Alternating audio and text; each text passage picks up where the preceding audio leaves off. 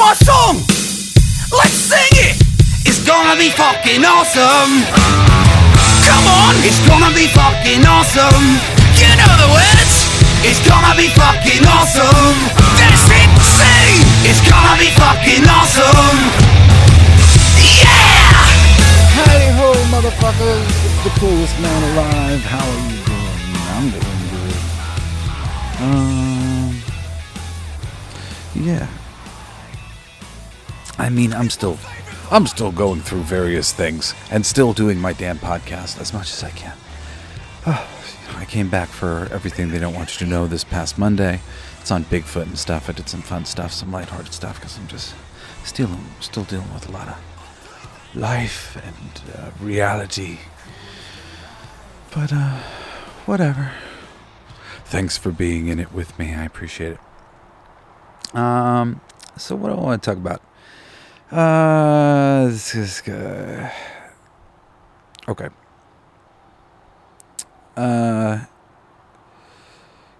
You know, you're not going to hear this amongst any access media, but you will hear this amongst outliers with huge followings, because they speak fucking truth on YouTube and other places. So I don't want to say I'm the only place you're going to hear this. I don't know how many podcasts really like fucking speak truth to this whole stupid system. It's hard for most people to understand what the system's like, because most people haven't been in it before, which I'm in it, and I'm in it to win it. So, you know, my perspective on it is a little bit different, but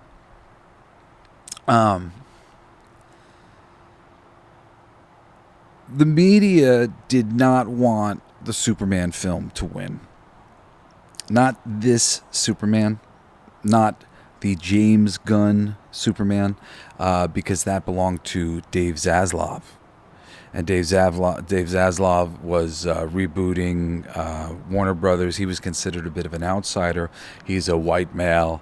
And then they brought in two white males, Peter Safran and James Gunn, to helm this DC reboot. And they never came out and said any of this stuff outright, but it was very clear that there was just a bit of like a bias and kind of racism going on, essentially, towards these straight white men. And also the outsider nature of the other thing. And it was like, well, James Gunn, people really like him. Like he was one of their darlings. And then all of a sudden everything became very skeptical as opposed to very supportive. If you see what just happened with the Fantastic Four movie, it was so freaking glowingly hopeful and positive. The promotional idea, like, you know, Fantastic Four is coming out, and will it, could it, may it rejuvenate Marvel? Like you know, like that kind of attitude, as opposed to will it, won't it, could it kill DC? Like, there's a bit of a difference, especially, you know, Marvel's not been doing awesome. You know, they hoped that Thunderbolts was going to be really great, and it was great as a film standalone by itself. But it did not do the box office numbers and whatnot that they hoped it would do. So there's just a tonal choice being made here by the access media, and the way the articles are being written, the way the headlines are being written.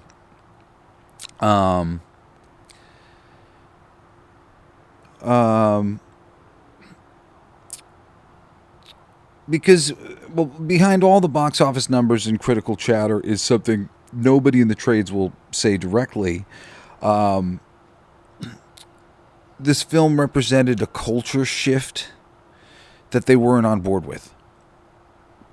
James Gunn was brought in by Zaslav to clean house, to reboot the DCEU from the ground up, and he's an outsider.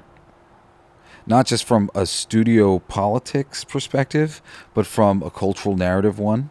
He's not following the Marvel handbook of the last 5 years, and he's not pushing the same safe, PR-polished, politically favored storytelling that Hollywood's been feasting on. He's trying something earnest, something classic, and something that's actually for everyone, for the most part, putting aside the the terrible tarnishing of Jor-El and his wife, but we were talking. Ultimately, we're rooting for that one. Fantastic Four has all these similar characteristics as well, but it's a bit more serious, which is interesting. And we'll talk about that in a little bit. I'm going to do my Fantastic Four review. I just sort of bullet pointed and wrote up in some fashion my introduction, and I just keep interrupting myself. But I like Fantastic Four, and I like Superman, and I just think it's very interesting the way the movies are talked about. And immediately I had gotten a phone call from my friend Digger, where he was like, yeah, Fantastic Four beat Superman. And that's not exactly true, and I will explain shortly. But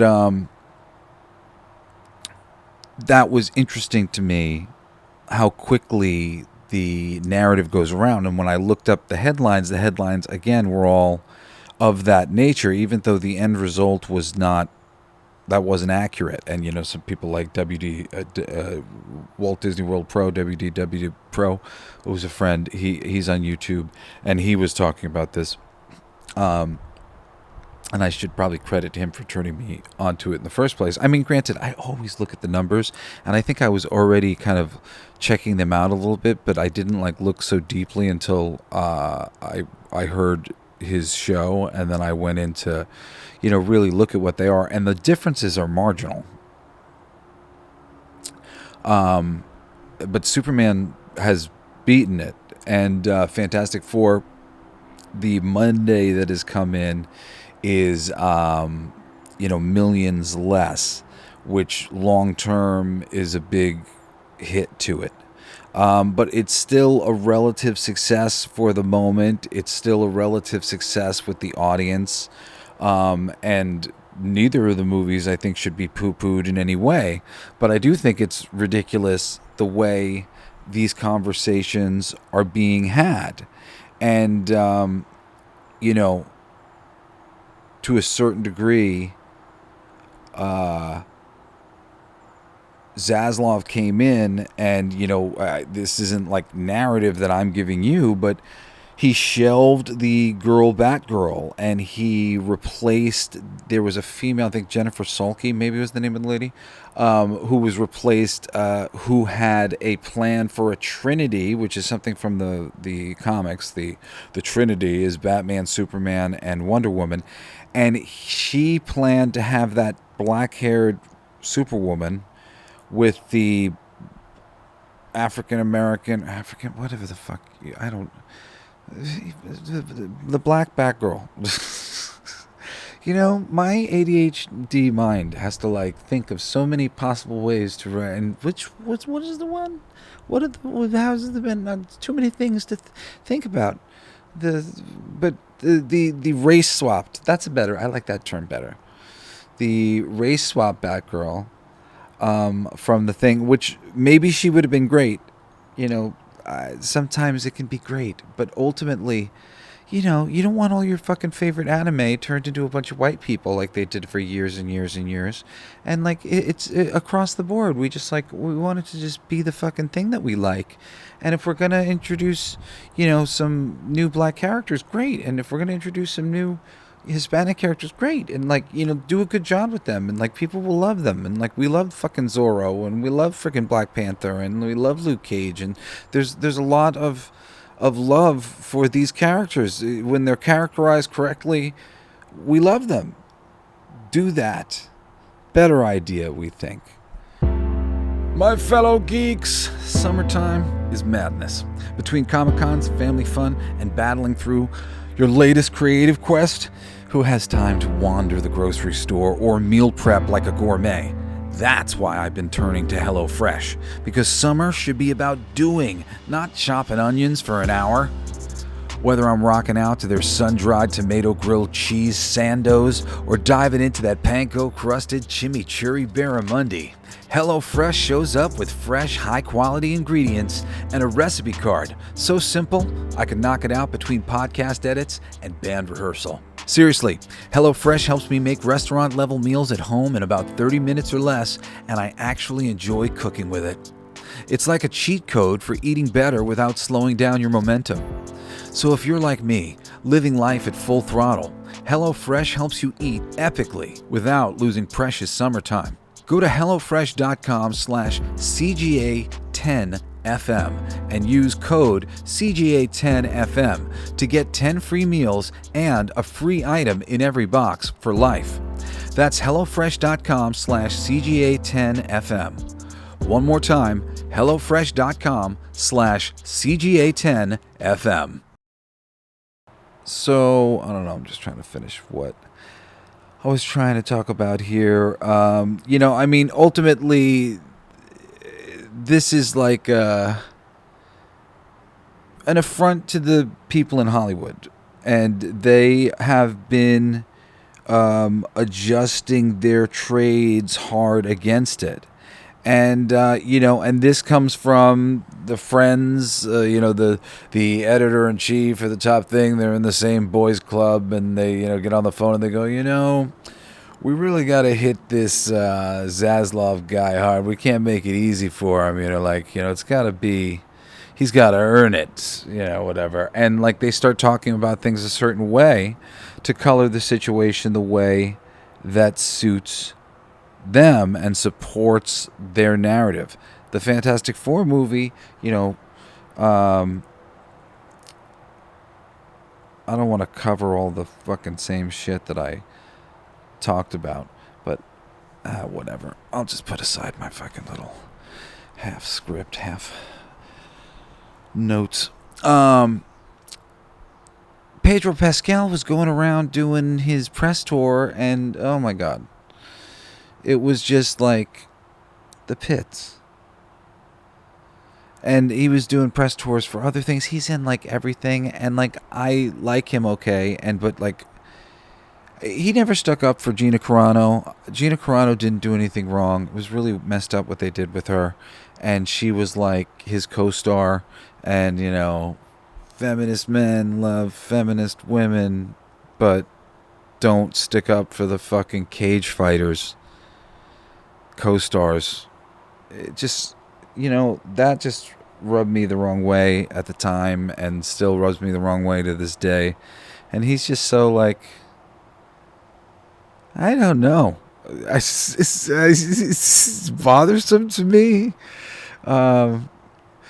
Just because, I don't know. If you're listening, Pedro, I'm sorry. I don't mean to hate on you, but you should have stuck up for your co-star. She didn't do anything wrong. And that whole thing was they would have had to cancel their biggest show. That would have been such a stupidity. Then they would have brought you guys back, would have been apologies. It would have been great. That would have been great solidarity. And perhaps I'm seeing you through that lens whenever I'm seeing you, and it's just pissing me off. but the Marvel thing has been, I hate the fucking stupid phrase woke. It's funny. I watched that phrase get taken. It was in the vernacular. It was becoming something specifically meaningful, and then they adjusted what it meant, and it was a different meaning all of a sudden from what being woke really meant, which being woke meant I'm on to the government, I'm on to this fucking shit that's going on, and onto it I'm on to the man at the top. And then it became all of this virtue signaling nonsense. It's similar to the way the pink ribbons were introduced into sports, now the football players have to wear pink. for the breast cancer or whatever, and like, you know, is that wrong or is that right? But it was inserted in there because we thought it might be nice. And you can't do that with art. You can't do that with like timeless myths. You know, like there are so many myths and so many interesting things all over the culture. But until we're willing to open the books a little bit and really talk about what some possible black history may be, like them being the descendants of Lemuria or Atlantis and things like that, that are exciting and interesting. And there are plenty of stories within culture that we could go search and find if we wanted to dig into things like that. And those stories and those possibilities and like just because, like, you know, especially because the slavery part of the conversation is all they want to talk about, because, and I'm not like saying that like that's all you want to talk about black people. I'm not saying it like that. I'm saying the powers that be, because they don't want to go back any further than slavery to you know, the Dogon tribe, and like, you know, tell some, like, there's some cool fucking stories. And granted, we've seen a little bit of that like throughout the day, but you know, but not like not really in a they just always seem to do a superficial version of the culture. It's so funny because it's like, you know, part of the thing is like cultural appropriation, and just like every culture and in all of these materials are always boiled down to their you know, some stupid version of them. You know, most of the people who are working are activists. You know, they're a part of this culture and they want to get a certain part of the culture across the board. I'm a writer, and you know, I'm also, I wouldn't call myself an activist, but I'm a lover of all things, and you know, and that's enough to create things that are diverse and fun and you know, for everybody, and engaging, and but the producers and the people that hire people, they don't know what they're doing, honestly. They don't know if, like, you know, trusting your taste can lead to you losing your job because you were the one who said that we were going to do this, Davidson, you're out of here. So people go, when they want to be able to go, well, look, it was so popular. How was I to know it wasn't going to be a success? It seemed like a slam dunk. And then, all right, I guess you won't lose your job, Davidson. Not too bad of an excuse. And like, and that is really the case, you know, and so the hiring tends to be, especially now, very superficial. Like, well, what's your social media background? I remember one of my good friends getting pushed out of writing for Marvel, who was a big deal writer at Marvel. Basically just because he wasn't really comfortable with the social media space, and he was being asked to become like some sort of social media darling the way some of the other creative people had become, and it just didn't really fit for them, and all of a sudden, like, the work dried up. And you know, and that's a big thing. You know, I remember, you know, going on like tons of hosting auditions, and not so much the voiceover ones, although some of them, I think I had to give it for like, I was up for a lead in a Disney XD pilot, animated series pilot, and like, it's one of those things that, like, I'm still on hold. And it's like 8 years later or something like that. The time has gone on. But theoretically speaking, I think I'm still on hold. But I think for that, they had asked for some social media, whatever. But maybe I kind of seem to remember more, like, respectfully, like, as it got on, like, when they were considering me, they were like, could we see, like, his social media? And I've saw with, like, hosting opportunities, it became, what's their social media presence? That was the first question all the time. And, you know, I really tried to, like, play the game for a while, and I just, especially when the political conversation online got really ugly, because, like, sorry, my baby darling is calling me. Hey, sweetheart, I'm recording my podcast. Can I call you back when I'm done? I love you. Okay, bye-bye. Okay. Hopefully that was cute. So where was I? What was I saying? Oh, yeah. So when the political conversation online started to get really toxic, I just was out of there because I had just started to transcend into a more, I was always centrist, but like just a really non-polarized, liberal Democrat, but I was not with the Democrats. I was seeing through what they were doing. And I just kind of became very centrist. And as people were sort of making outrageous sort of claims, just like the conversation just got so fucking outrageous. And I didn't want to be a part of it anymore. I didn't want to get in arguments with people anymore. And I mean, really, this is on like both sides. Just the I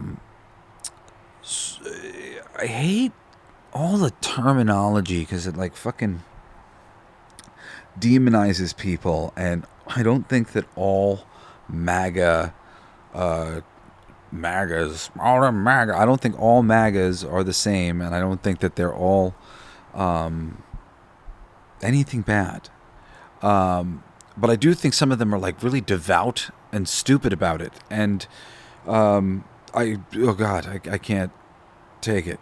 And I think it's actually seemingly more insane on what used to be more my side of things, because you can't even talk to any of the people because most of them have been so indoctrinated by schools and then by each other, and they just becomes like this crazy echo chamber where they can't hear any other idea. But these fucking people at the top of this pyramid here have been propagandizing to all of us for a very fucking long time to get us fighting with one another.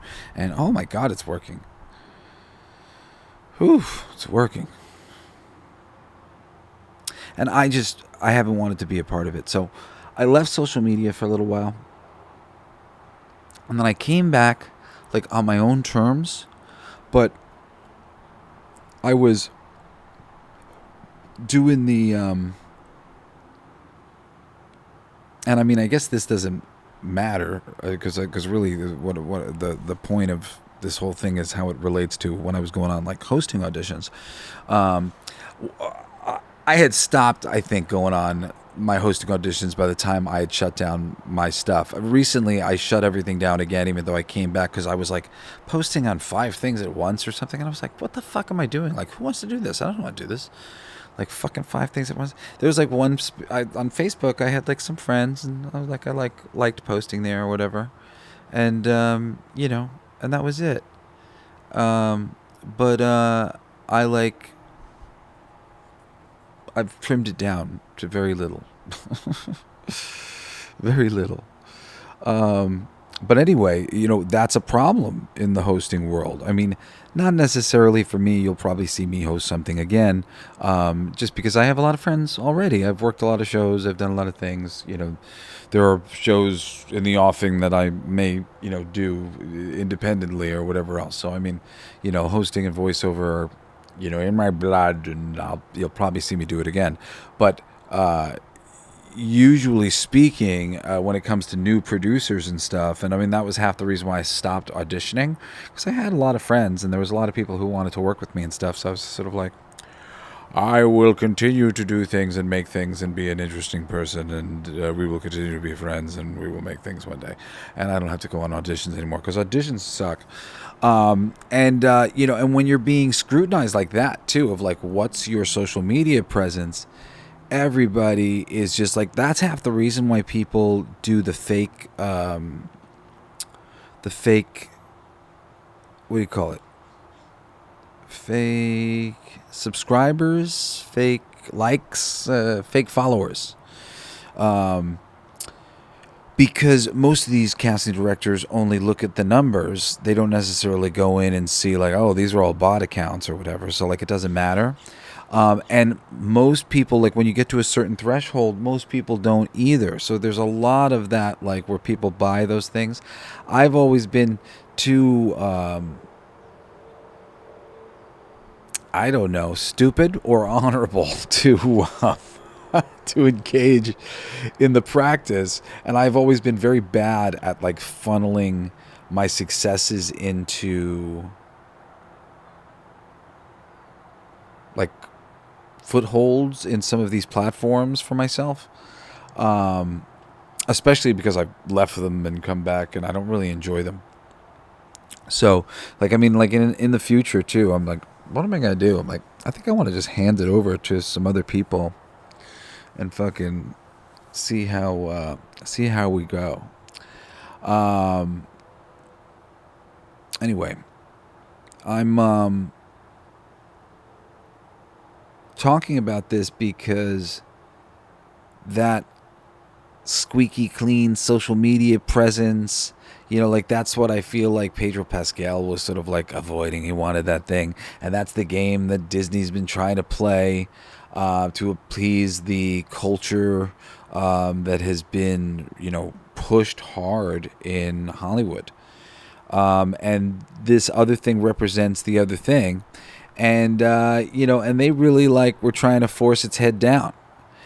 Even though these movies are ultimately rather similar, I think Superman is a little bit more joyful, even though the dark underpinning.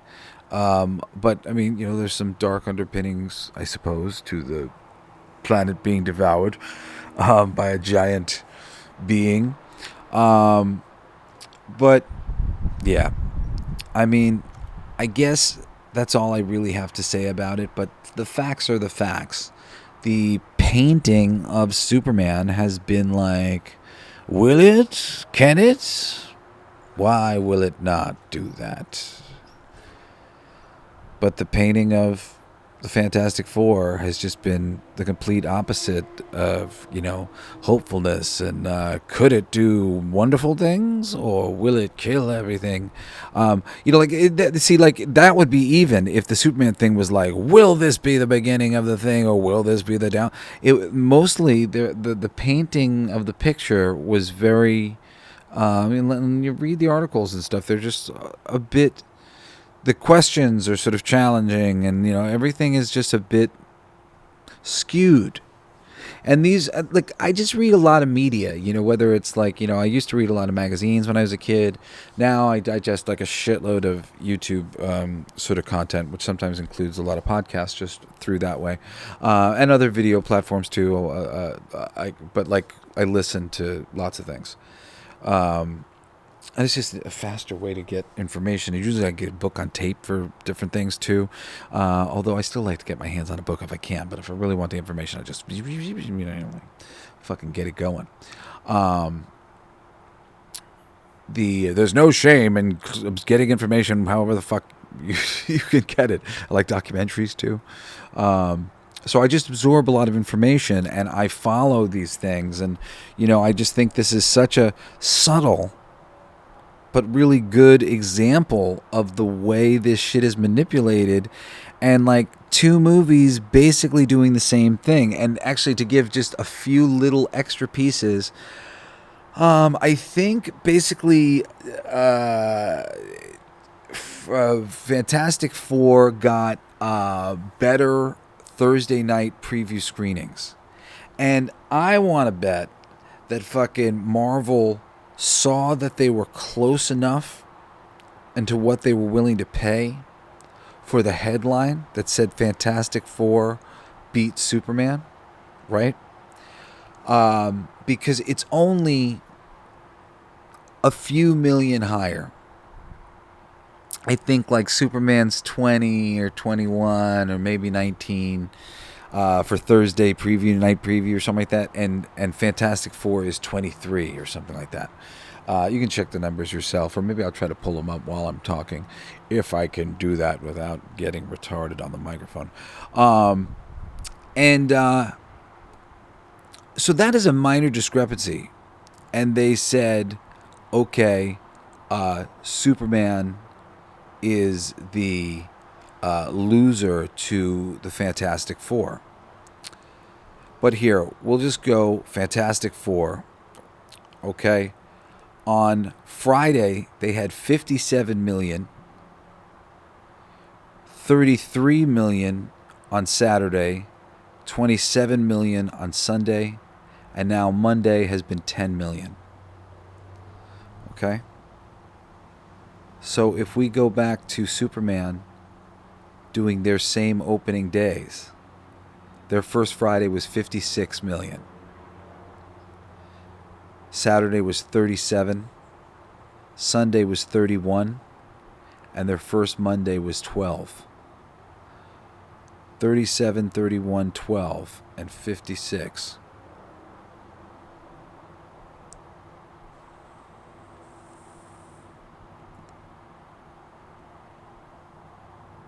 So 56, 37 against 33 and 57. And then it goes down to 27, and their Monday's 10 million.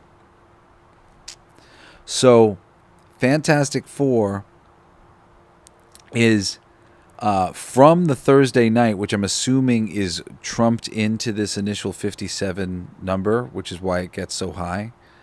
Because you would think Saturday better than a Friday per se, because there's just more opportunities for them to see movies and stuff. But if Thursday's in there, then that's probably what's going on there.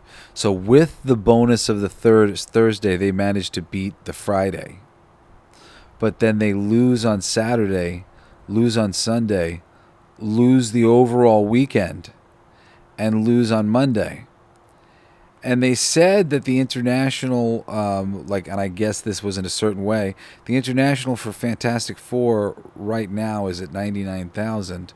And it's hard to look up those exact stats for Superman in the same way, because Superman's now been out for 2 weeks. It's got 214,000 international.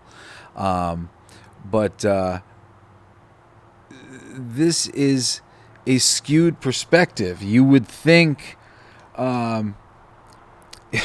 one, if they wanted them both to win, wouldn't it be trumping up that Superman did it did a good job, and then going, and now Fantastic Four did it too? So, they've put them up against each other narrative-wise. And now, this could, in theory, be a simple poor man editor's choice that, we're making this the conversation. When I was on Rock the Cradle, they made me the bad guy, and there's a reality singing competition. They made me the bad guy against Crosby Loggins, who was Kenny Loggins' son, who was more of a light rock, country rock, alternative rock, I don't know, lighter rock musician, and I was the heavier rock musician. And I was the bad guy. I was Apollo Creed, and he was the, what do you call it? He was, what was he? Rocky? He was fucking, I was just trying to say the down home, down to earth kind of guy. I remember we wanted to do a charity, and they said, no, Crosby's doing a charity this week. And we said, so why can't I also do a charity? And they wouldn't let me do it. It was funny. And, they would cut me up, and they would make me look like I was talking shit about people, which generally, I saw what they were doing very quickly with me. So I stopped being because initially the cast had talked about how we were all going to talk shit, and we did. We all talked shit, initially in the first episode, good-natured ribbing or whatever. But they only focused on a few of us, and they didn't really give airtime to other people's shit. And I became the one who they were searching for me to say mean things about people. And I wasn't about being mean. I wanted to be constructive and stuff, but I was being competitive, but they weren't showing that part. They were see how he critiqued this person. So I was all right, I'm not going to be constructive anymore, because they're making me look like I'm being, I'm attacking and I'm like critiquing, and I did attack, but I attacked more playfully, but they didn't want to use the playful attack. They wanted to use this thing that was painting me a certain way. So, I've seen exactly how you can get, like, the narrative can just, like, become a choice that they've made. But, who knows that the powers that be didn't have a choice in that narrative being made in the first place as well. Demonizing D. Snyder, who fought against the PMRC, and lifting up Kenny Loggins' son, who's probably an Illuminati. I assume. Headlines. Jesse Blaze Snyder says Kenny Loggins is an Illuminati. He probably is.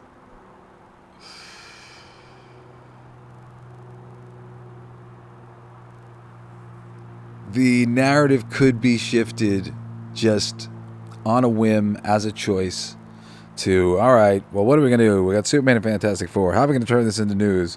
We'll pit them against each other. Except they weren't exactly pitted against each other. Like, Superman was just kind of put down, and then they, like, they did get pitted against each other a little bit, but not a lot.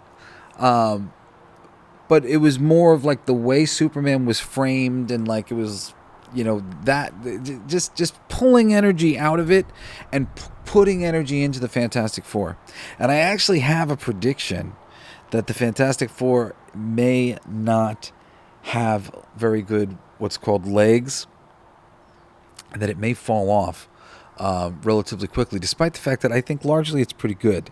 But again, it's delivering a couple things, particularly the female Silver Surfer, I think may just be a bit of a turnoff to the audience. I think Pedro Pascal and his mustache, these subtle things that, like, there's so many things that this movie does right. But I do think that some of these subtle things may keep some people away. But it is solid. And many people have come out and said that it was solid. So perhaps, and by people I mean people whose opinions matter within the taste-making apparatus, people who are respected critics and opinion makers when it comes to film and television, things like that. I think Nerdrotic on YouTube and Thinking Critical on YouTube all gave it positive reviews, and others have as well. And I'm giving it a positive review genuinely. Though I did feel it was a little boring. I like my Fantastic Four to be really fun. There were certain aspects of it that I wish had been expanded upon. They have a brief appearance by one of the Red Ghost Super Apes, but never the Red Ghost or the other two Super Apes. And apparently scenes were shot with John Malkovich as the Red Ghost. And I'm like, what? How did you deprive me of John Malkovich as the fucking Red Ghost? That shit would have been amazing. Red Ghost, one of my favorite little used villains in the Marvel Universe. Like, fucking Red Ghost, man. I love the Red Ghost. 3 super apes he's got. And he's just like this old dude who controls my 3 super apes. That's a bummer that we missed out on that. They go into, like, they just kind of name drop a couple characters. You see Mole Man, that's fun. But they name drop a couple other people. And I just wish they had done a bit more of that. Just giving us even a little bit more of that flavor and fun. And they never really set up Johnny and the Thing to really be, like, fun enough with each other. I don't know. At enough, like, odds with each other. I'm trying to think of, like, the right word that I would use to say, in general, I'm sorry, I'm outside, guys, so if you hear the airplane going by, it is what it is. But it's just such a lovely day out here while I'm in California. The fun and joy of Ben Grimm in the first place. Like, in the comics, he's got a nice thick accent, and you just imagine him sounded like a rock. Just you always imagine, oh, my Aunt Petunia. Oh God, like, all right, Reed, all right. It's clobbering time, something like that. I don't know. This was spontaneous. I decided to do it, but I would imagine something like that. You were hearing something like that in your head. Maybe that was a little more Wolverine-ish. I don't know. I'm not sure. I didn't have a lot of time to prepare. But I don't love his voice. I'm going to see, if these things, I love the Fantastic Four, so, I had to kind of just rip the Band-Aid off and go see it. And I spoiled lots of things for myself that I knew I wasn't necessarily going to like. But there is a lot to like. On some levels, I like that it was taken serious, and that the Marvel Universe, they're taking something serious. But I do think it could have been taken serious and be fun, be more fun than it was. I don't want to spoil a shitload of things, but Galactus is in it. Obviously, he largely looks great except for his face. His face looks terrible. And it looks like I don't know, it might be acceptable if it was in a video game, but in a movie, it just really looked crap. And Silver Surfer, I thought similarly didn't look really great. But shots of him walking through the city and stuff were interesting and cool. Although there's been so many other depictions of what that looks like that I thought were really interesting that I might have enjoyed more. If they could have, there's cartoon iterations of Galactus coming down where they've done some really wonderful adaptations of the comics that looked really incredible.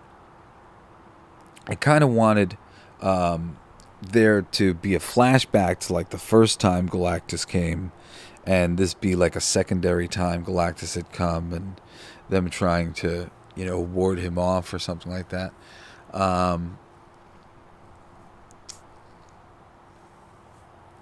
But ultimately, it was good. The performances were good. Vanessa Kirby was really... I don't know.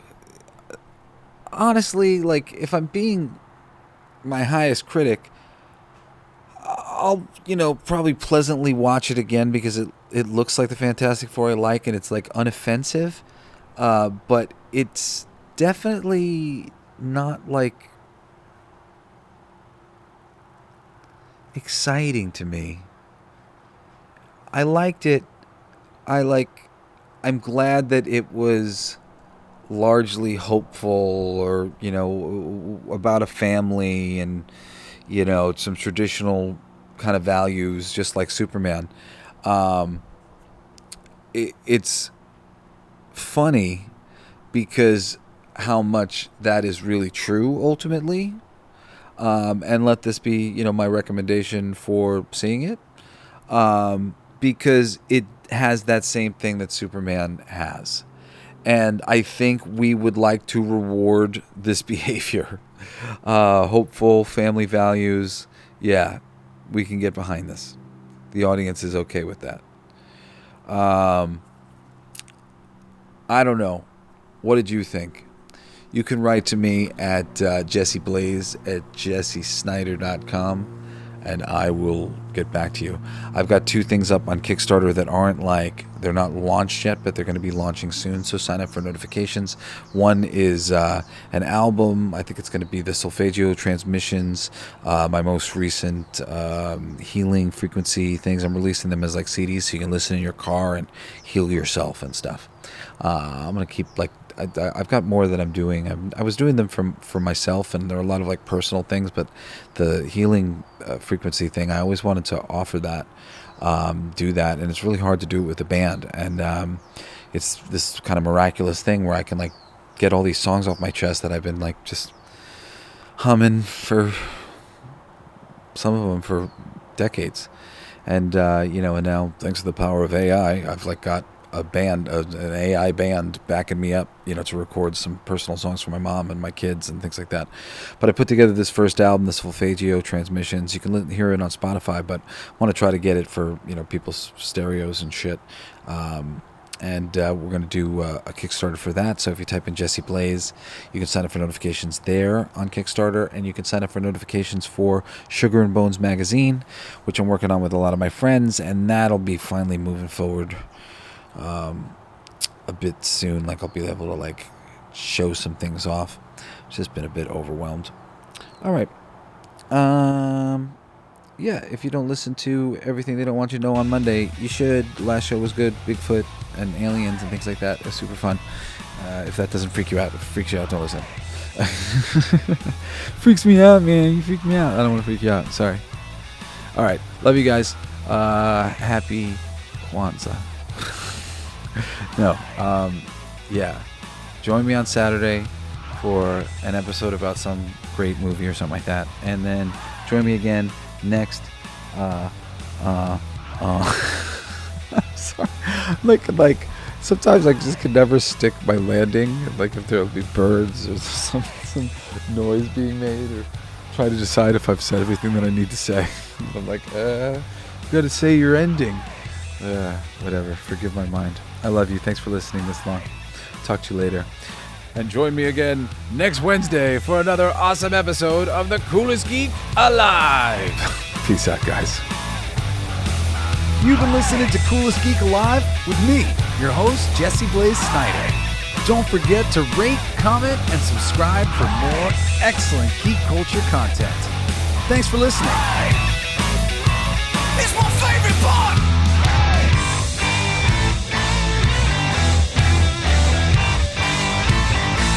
Isn't that heavy?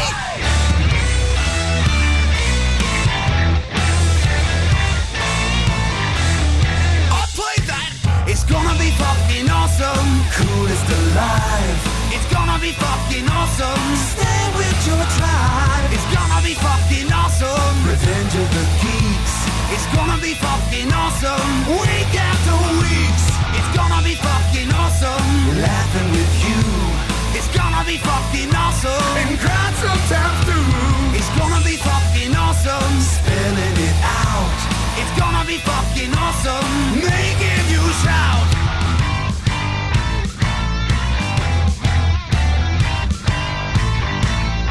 I'm a genius. I got lyrics coming out my bum for days.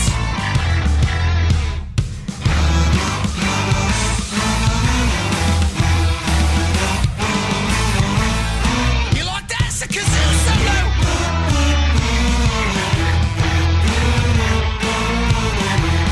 I played that too. It's gonna be fucking awesome. Talking some shit. It's gonna be fucking awesome. Living your shit. My voice is fucking awesome. Food in our mouth. It's gonna be fucking awesome. Get in the mouth. It's gonna be fucking awesome. Tell all your friends. It's gonna be fucking awesome. Call right or text. It's gonna be fucking awesome. Raising the bar. It's gonna be fucking awesome. Straight to the stars. It's gonna be fucking awesome. It's starting soon. Straight to the top of the awesome. Passing the moon. It's gonna be fucking awesome. On with the show. It's gonna be fucking awesome. Ready, set, go.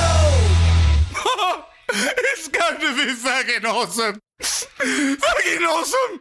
It's gonna be fucking awesome. Just wait. You'll see. You'll all see. The podcast playground. Hooray!